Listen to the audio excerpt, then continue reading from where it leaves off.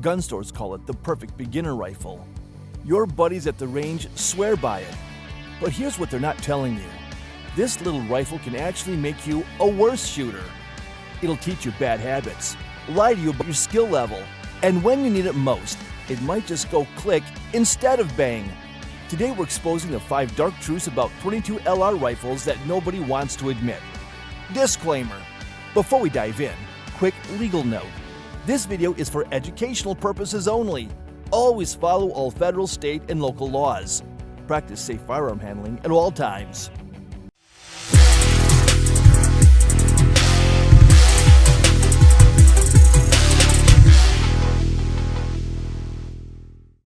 Dark side number 1, rimfire reliability, the dirty secret.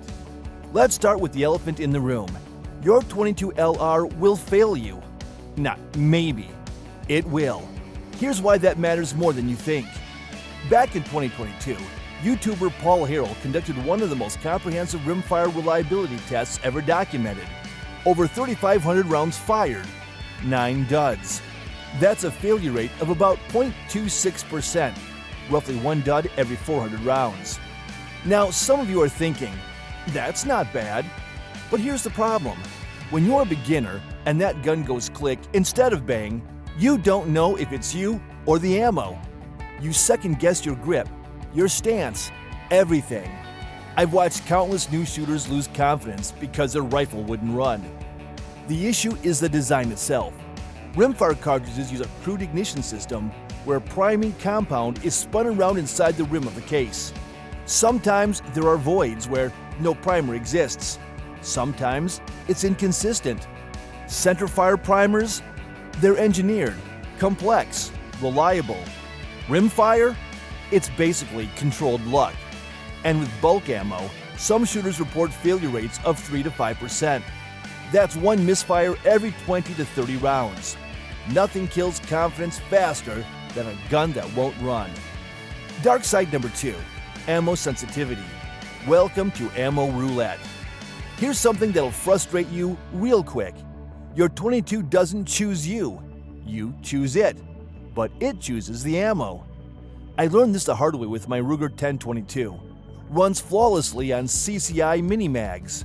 Feed it Remington Golden bullets, it becomes a single-shot jam factory. Ask any 22 owner, and they'll tell you the same story. One rifle loves Federal, another won't touch it. This rifle cycles anything. That one only eats premium ammo at twice the price.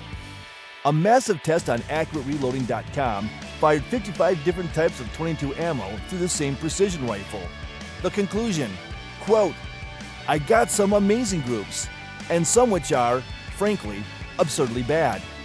So, that cheap ammo you bought?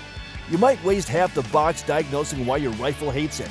Suddenly, that 4-cent per round savings becomes expensive when you're ammo testing instead of actually shooting. The 22 makes you a gunsmith, whether you want to be one or not. Dark side number 3, bad habits it can teach. This one's sneaky. The 22 feels easy because it is easy, and that's exactly the problem. With virtually no recoil, the 22 LR masks every mistake you make.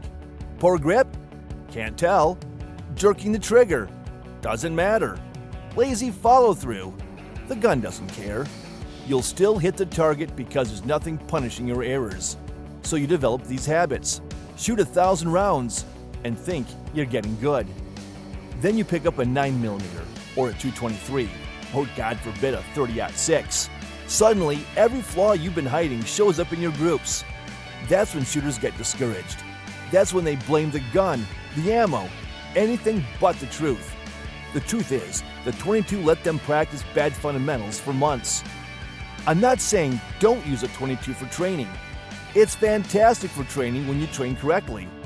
But if you're not being intentional about grip, trigger press, breathing, and follow-through, you're not training. You're just plinking. And plinking doesn't prepare you for anything more serious than plinking. The 22 is a tool. Use it like one, not a participation trophy. Dark side number 4, unrealistic expectations for power. Let's talk about what this round actually does, or more accurately, what it doesn't do. The 22 LR fires a 40-grain bullet at around 1,200 feet per second. That gives you about 128 foot-pounds of energy at the muzzle.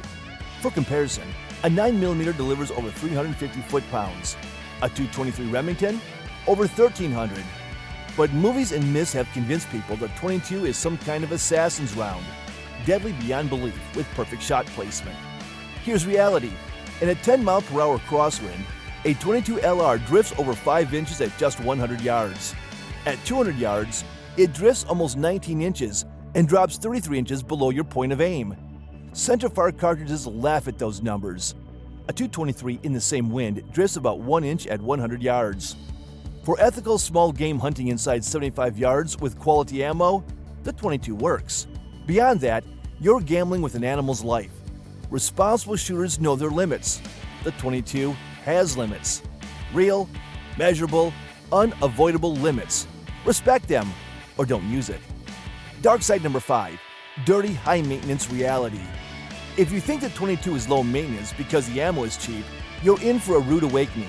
This thing is filthy. Rimfire ammunition leaves behind lead buildup, carbon fouling, and burnt powder residue like you wouldn't believe.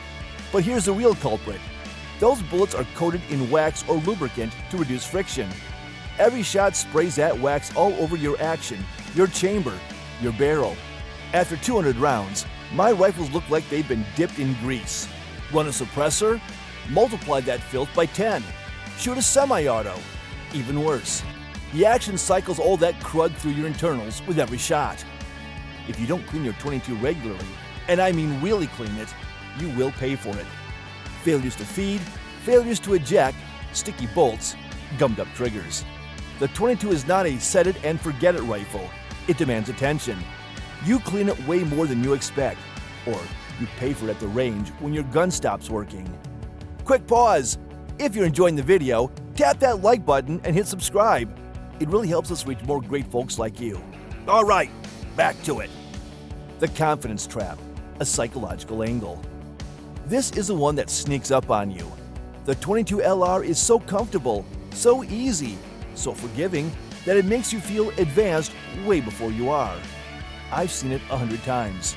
A shooter spends 6 months with their .22, punching bullseyes at 25 yards, feeling great. Then they move up to a 9mm or a rifle caliber carbine, and suddenly they can't hit anything. The recoil startles them. The muzzle blast makes them flinch. Their groups open up to 8 inches. They get frustrated, and some of them quit. Why? Because the .22 lied to them. It told them they were skilled when they really were just comfortable. Comfort and competence are not the same thing. The .22 makes you comfortable, sometimes too comfortable. And when you transition to something with real recoil and real consequences for bad technique, reality hits hard. That moment of truth can break people who weren't training intentionally. Don't let the .22 fool you into thinking you're ready when you're just relaxed. So, is the .22 LR a bad rifle? No, absolutely not. Let's be clear about that right now. The .22 LR is not bad. It's just not magic. It's a tool. And like any tool, it works best when you understand its limitations and use it correctly. The problems we've talked about today, they're not deal breakers. They're things you need to know going in. Reliability issues, ammo sensitivity, the potential for bad habits. All of that is manageable with the right mindset. The .22 has earned its place in American firearms culture. You just need to respect what it is and what it isn't. How to use a .22 rifle the right way. So let's end on something useful. How do you get the most out of your .22 without falling into these traps? First, ammo selection matters. Don't just buy whatever's cheapest. Test multiple brands in your specific rifle. When you find something that runs reliably, buy that in bulk and stick with it. Premium ammunition like CCI Minimags or Federal Auto Match consistently outperforms bulk pack stuff for reliability. Second, train intentionally.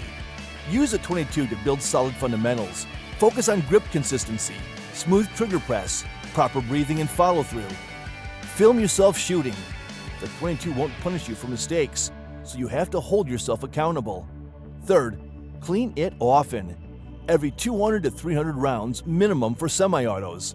Use a good bore solvent, scrub that chamber, and clean the action thoroughly. A clean .22 is a reliable .22. Finally, manage your expectations. The 22 is perfect for fundamentals training, cheap practice, and introducing new shooters. But it's not a do-everything cartridge. Know its ballistic limits. Know when to move up to centerfire. Use it as a stepping stone, not a destination. So here's the bottom line. The 22 LR isn't dangerous because it's weak.